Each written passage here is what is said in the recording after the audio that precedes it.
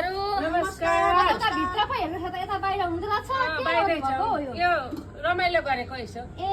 त्यही त नि यो के को पार्टी हो यो पार्टी त होइन नानी यसो रमाइलो मात्रै हो ए रमाइलो मात्रै हो। त्यही यता बस्नु न एकछिन के काम ल्याउनु भएको थियो काम त अब अहिले त के हुन्न हेर्नु त्यही चुनावी माहौल चलिरहेछ एकदमै अनि त्यो चुनावको यसो प्रचार प्रसार गर्दै हिँड्नु पर्यो गाउँघरमा भनेर नि ए ठिकै हो अनि यो कुनै केहीको पार्टी त होइन नि यो केहीको पार्टी होइन हामी यो पार्टीमा बिक्ने मान्छे हौ त के कुरा गरेकी हौ यिनले यो पनि सही नै हो मासु भातमा बिक्छौँ त हामी त्यसरी हुँदैन त्यस्तो ए त्यही त अनि यसपालि चुनावी माहौलमा अनि के छ त त्यस्तो भोट केमा हाल्ने विचार गर्नुभयो भोट त ती सबैलाई थाहा भएकै कुरा हो नसामा पहिलेदेखि रुखै छ रगतमा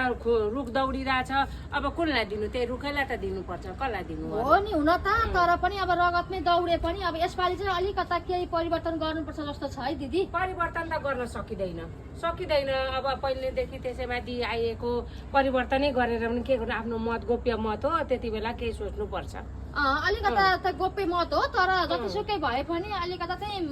यसो बदलिनु पर्छ है यसपालि चाहिँ अब बदलिनु भन्दा नि गोप्य मत हो त भनेर दिने होइन आफ्नो इच्छाको कुरा हो आफ्नो इच्छा हो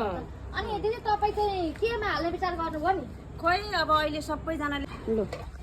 अनि दिदी तपाईँ चाहिँ केमा भोट दिने विचार गर्नुभयो नि यसपालि खै केमा हौ नानी थाहै छैन केमा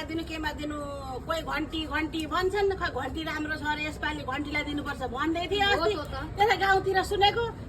म त जसलाई मनपर्छ जो राम्रो छ अब यसो हेर्नु पर्यो अनि त्यसैलाई दिने हो म त अरूले भनेर यसमा दे त्यसमा दे भनेर पनि दिदिनँ म त आफूलाई जो मनपर्छ त्यसैलाई दिने हो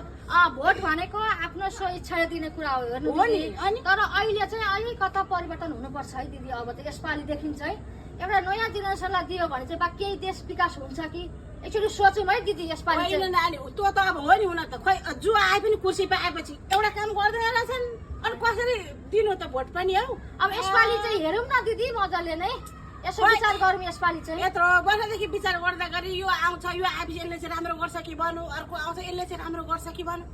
कुर्सी पाएपछि कसैले पनि राम्रो गर्दैन हुन त त हो दिदी सबै त्यस्तै हो सबै त्यस्तै हुँदो रहेछन् उम्, त्यही भएर त यो सबै त्यस्तै भएर हाम्रो देश कहिले विकास हुन पाएको छैन कहिले देश विकास भएको छ हाम्रो छैन कहिले हुँदैन त्यस्तै हो एकचोटि यसो घन्टीतिर पो हो कि